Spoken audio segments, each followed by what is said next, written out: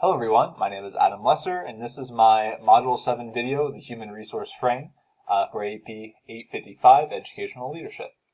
The first thing we'll look at is just kind of some of the background on the Human Resource Frame of Leadership from what we saw from the video itself.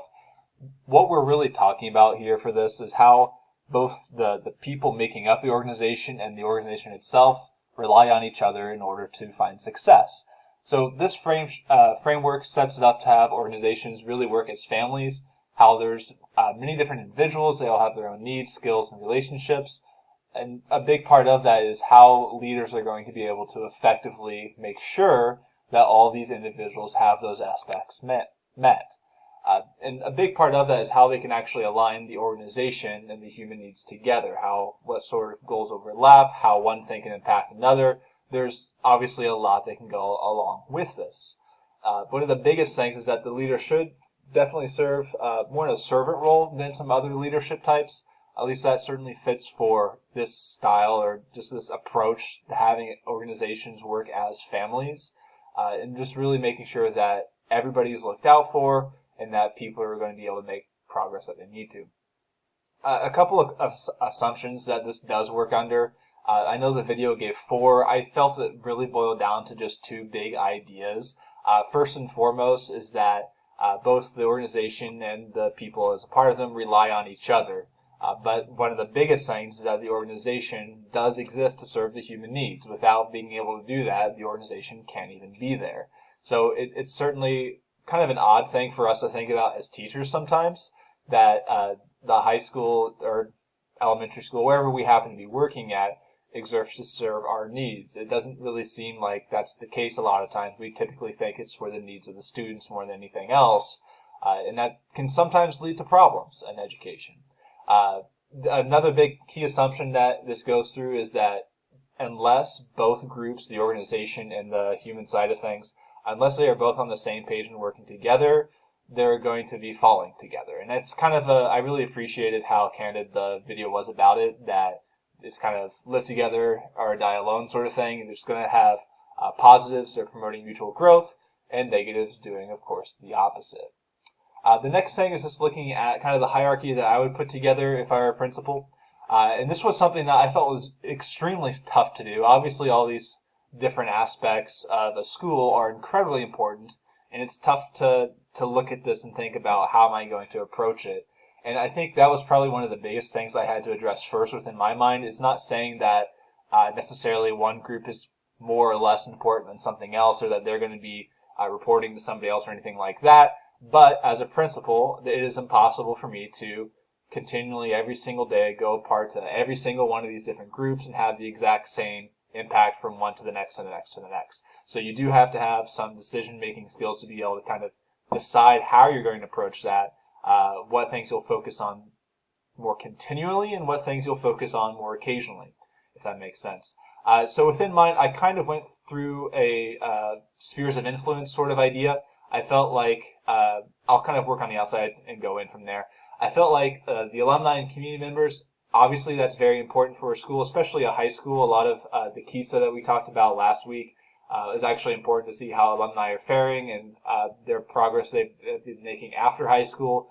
But it's also something that doesn't happen very often. I think it's something that it's good to keep that communication open. Same thing with community members, whether it's an open house or something to that effect. You're going to have times where you're going to want to connect with the community members. If you have a bond issue coming up, perhaps that would move them into a lower ring. But in general, you're not going to be spending as much of your time working with community members. Other people of the school district might have different influences on that or different approaches to where they would put community members. But as a building principal, I think that both of those do rely on the outer edge. The next 2 levels I felt were very difficult to separate out. So I tried to think about, for my middle layer here, the different staff peoples that it's important to interact with, but you're not going to be really the ones as much in charge of them. So paraprofessionals, I know obviously they'll typically have the principal be their more or less boss, but they are also being held accountable by the teachers themselves. And that was kind of my approach for the 4 that I put in here. And I know I kind of cheated just a little bit by splitting up community both on the outer ring but also on this middle ring.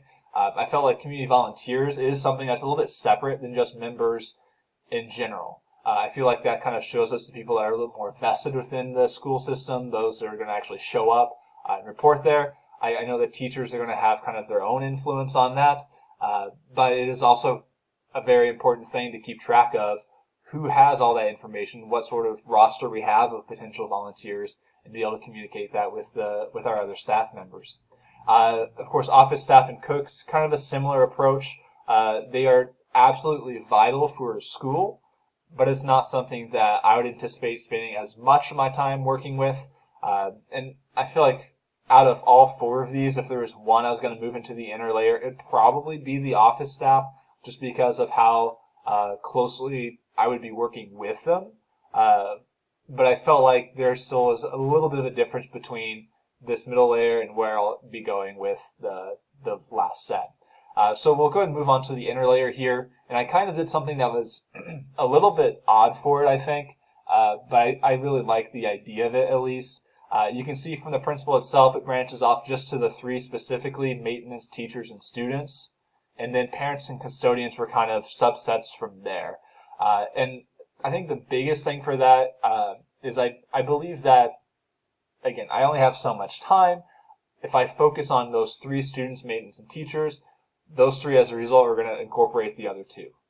So that was kind of my thought process and my approach for that. And I know one of the biggest kind of problems for this is that just looking at this diagram, it makes it seem like parents are going to be kind of out of reach compared to students or everything else. And I don't really view it so much as that. I'd rather see it as thinking that it's a trust for my teachers to be able to communicate with parents effectively, and a trust for building those professional or just adult skills for my students, and helping them understand that it's kind of their responsibility to be communicating with their parents as well. So it doesn't mean that I would not be working with parents at all, but it means that I'm trying to kind of use those other two groups to help promote even more communication with parents in general. And of course, the same thing on the opposite side between maintenance and teachers. Obviously, teachers have a very close, or hopefully have a very close relationship with their custodians and know who's in their room after hours.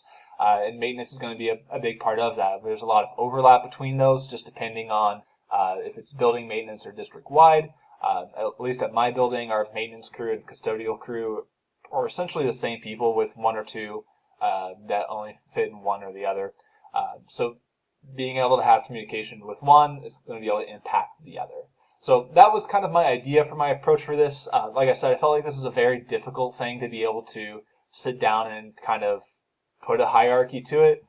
But looking back on it, I feel like this makes a lot of sense to me, and it's something that would be easy for me to stick by. Otherwise, the only other thing I have for you folks is just the references, the video that we watched. But thank you for checking out my video, and I hope you all have a great day.